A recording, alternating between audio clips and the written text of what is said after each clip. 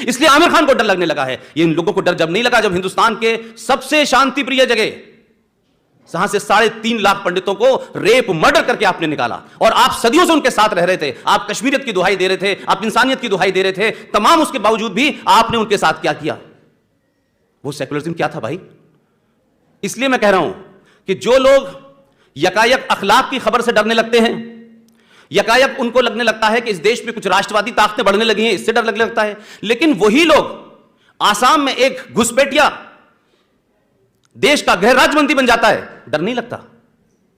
बिहार में एक mafia don Shahabuddin एक 17 साल के जवान लड़के को एसिड के टैंक में डालता है और मार देता है, डर नहीं लगता इस देश को। जम्मू कश्मीर से 3.5 लाख लोगों को निकालने पर डर नहीं लगता है। दिल्ली में 1.5 लाख सरदारों का कत्ल होने पर किसी को डर नहीं लगता है। केरला के अंदर कोयम्बटूर बम धमाकों का मास्टरमाइंड मदनी, उसके लिए मुस्लिम लीग, कांग्रेस और लेफ्ट मिलकर ज्वाइंट सेशन बुलाते हैं असेंबली का कि इसको माफ कर दिया जाए, तब डर नहीं लगता है। डर मुझे लगता है शायद इसलिए लोगों को लग रहा है कि पिछले 10 साल में नैरेटिव बदला है और इस देश में राष्ट्रवादी शक्तियां मजबूत हो रही हैं। शायद डर की वजह यह है, डर की वजह यह है कि अगर यह शक्तियां मजबूत हो गई तो सवाल पूछेंगी कि बताओ मोहम्मद साहब के दामाद, उनकी पहली पत्नी की बेटी फातिमा के शौहर का कत्ल क्यों करने वाले कौन लोग हैं, उनके नवासे को मारने वाले कौन लोग हैं? ये नहीं बताएंगे। ये सवाल आप पूछेंगे तो लोग कहेंगे आप एंटी इस्लामिक हैं, एंटी मुस्लिम हैं।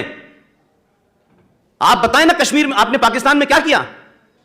पाकिस्तान में शियाओं का कत्ल वाजिबुल कत्ल है। शिया मुसलमान नहीं है, यह खानदान मोहम्मद साहब के घर से नहीं है। क्योंकि अब लोग ये बताने लगे हैं कि जब मोहम्मद साहब को जिस राजा ने बताया, उस राजा का नाम था राजा ताहिर, अब ये बातें आने लगी जो छुपी हुई थी, तो लोगों को लगने लगा कि हमने भी जो किया है वो भी लोगों को पता चलेगा। अब जंग बदर में क्या किया था आपने, क्या किस किस तरीके से मारा, पहला खलीफा कैसे मरा, दूसरा कैसे मरा, तीसरा कैसे मरा? वो धर्म कहता है कि we are religion of peace. तो भाई एक पीस हमने 47 में देखी थी, तो आपने 2 टुकड़ों में पीस करके रख दी हमारी। लेकिन जम्मू कश्मीर में ललित भाई, आप हौसले देखिए इस देश के अंदर, यह समाज की चुप्पी के कारण हो रहा है। आप बोल नहीं रहे हैं, जो लोग बोल रहे हैं उसको कॉर्नर करने की लोग कोशिश कर रहे हैं कि एक शहर मुफ्ती, कश्मीर का शहर मुफ्ती टेलीविजन पे आके बोलता है, कहीं छुपता नहीं है, कोई शर्म नहीं होती, कोई हेजिटेशन नहीं होता। यहां लोगों को अपना सेकुलरिज्म साबित करने के लिए एक कंप्यूटर और कुरान और जाने क्या क्या बताते रहते हैं सुबह से लेकर शाम तक। उसने कहा टेलीविजन पे बैठ के और नेशनल चैनल पे उसने कहा कि जम्मू कश्मीर में हमें शरिया चाहिए। उसने कहा कि मात्र 7 करोड़ मुसलमान थे हिंदुस्तान में, तब हमने पाकिस्तान ले लिया था, अब हम 20 करोड़ हैं, हमें दोबारा अपना एक मुल्क चाहिए। लेकिन इस देश में प्रतिक्रिया नहीं होती भाई। हम समझते हैं कि कश्मीरी पंडितों का एजेंडा है कि इनको वापस भेजना है और ये वहां जाके मकान में रह लेंगे। कश्मीर का एजेंडा देश का एजेंडा होना चाहिए था, इस देश ने उसको वंचित कर दिया। ये देश जिम्मेदार है, हिंदुस्तान जिम्मेदार है कश्मीर के लिए। मैं नहीं मानता कि आज भी आप चले जाइए केरला के अंदर, आप चले जाइए तमिलनाडु के अंदर, लोगों को लगता है कश्मीर कोई घूमने की पिकनिक की जगह है। लोगों को नहीं पता चल रहा। ये पूरे हरियाणा के एक-एक गांव में चले जाइए आप, पिछले 1 साल से यही काम कर रहा हूं, कोई गांव ऐसा नहीं है हरियाणा का जिसके गांव का बेटा कश्मीर में शहीद ना हुआ हो। हमने कश्मीर के बारे में देश को बताया ही नहीं है। हमने सोच लिया सिर्फ यहां दिल्ली का काम है, कुछ नॉर्थ इंडिया के लोगों का काम है, और इलेक्शन में वोट लेने का एक बड़ा बड़ा एजेंडा है कि कश्मीर के हम ये कर देंगे तो आपको वोट मिल जाएंगे। लेकिन कश्मीर अगर नहीं बचा तो ये देश नहीं बचेगा। ये बात मैं बार बार कह रहा हूं, इस बात को समझिए। 35A कोई धारावारा नहीं है। 35A जम्मू कश्मीर में आतंक और आतंकवाद और जितने भी ये आतंक बता रहे हैं, चाहे वो लैंड हो चाहे एग्जीक्यूटिव हो, ये उसका एक कारण है। अगर 35A हटेगा तो मैं मानता हूं कि देश के अंदर जो फौजें बढ़ रही हैं, जो दिल्ली की तरफ लोगों के कदम बढ़ रहे हैं, PFI का नाम आपने सुना है, दिल्ली में लोगों को पता नहीं होगा, PFI की ब्रांच दिल्ली में खुली है, जामिया नगर के पास। ये पता नहीं है हमें, हमारी एजेंसीज को पता होगा, एजेंसीज किसको बताती हैं उससे हमको मतलब नहीं है। लेकिन जिस दिन दिल्ली के अंदर किसी प्रोफेसर के हाथ काट दिए जाएंगे तब हम कहेंगे PFI दिल्ली में आ गई है। हम जब तक घटना घटती नहीं है हम पूछते नहीं है। यह हमारी समस्या है।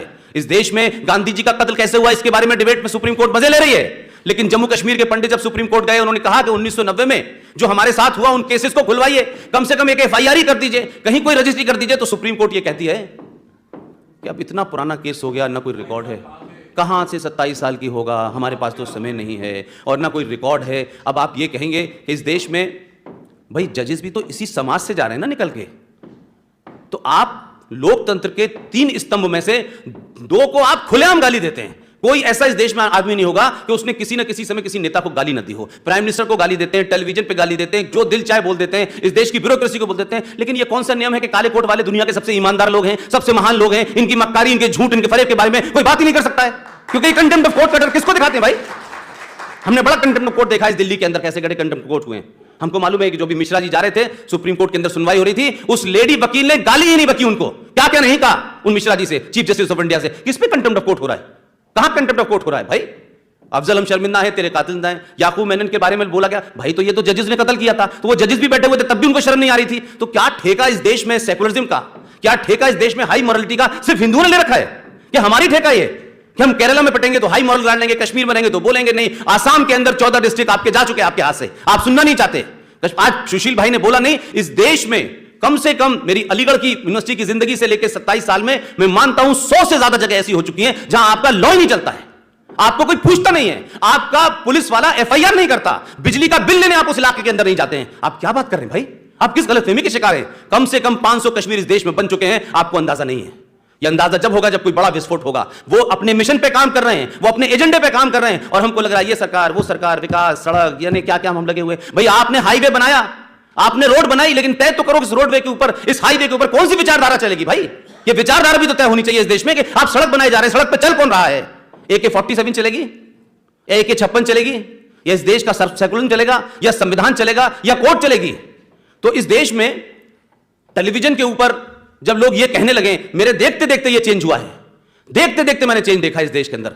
मेरी 65 की पैदाइश है और मैं उस वक्त का पैदाइश हूं जब ये भारत का संविधान कम्युनल था, 100% कम्युनल था। उसको सेकुलर करने के लिए रात में आपने 1976 के अंदर सेकुलरिज्म डाला, क्योंकि सेकुलरिज्म अगर नहीं लिखा जाता तो उससे पहले तो देश कम्युनल था और संविधान भी कम्युनल था। तो मैं मानता हूं कि मैं कम्युनलिज्म की पैदाइश हूं और मुझे कोई इसमें शक शुबा नहीं है, मैं झूठ नहीं बोलता, मैं कम्युनल हूं, मुझे कम्युनल होने में फख्र है, मैं झूठ नहीं बोलना चाहता। कम्युनल होने का मतलब नहीं है कि मुसलमान का कत्ल करा जाएगा, कम्युनल होने का कतई मतलब, यह मुनाफकत बंद होनी चाहिए। इस मुनाफकत को आपने इस देश में फरोख्त होने दिया है, इस मक्कारी को फरोख्त होने दिया है। लिहाजा जो राष्ट्रवादी मुसलमान है, जो सच में मेन लाइन में आना चाहता है, उसको वो अबू बकर से लेकर के अल बगदादी तक के लोग उसको जीने नहीं दे रहे। वो जैसी राष्ट्रवादी होगा तो उसको या तो RSS का दलाल कहा जाएगा या आर्मी का दलाल कहा जाएगा। आप उसे आइसोलेट कर देते हैं सोसाइटी के अंदर। कोई पूछेगा कैप्टन रिजवी की पीड़ा क्या है, कि पाकिस्तान बटा था तो बस पंजाब बटा था और बंगाल बटा था, इनकी पीड़ा भी तो पूछ लीजिए भाई, ये किस खाते में आएंगे? इनके बारे में किसी ने पूछा? इनके दर्द को किसी ने जाना? नहीं पूछा।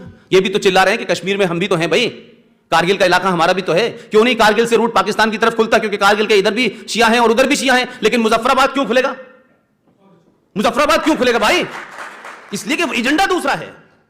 तो हम अपनी लड़ाई में लड़ाई लड़ें, लेकिन इस गलतफहमी से निकल जाएं कि नहीं नहीं देखिए साहब ये नाराज हो जाएगा, वो नाराज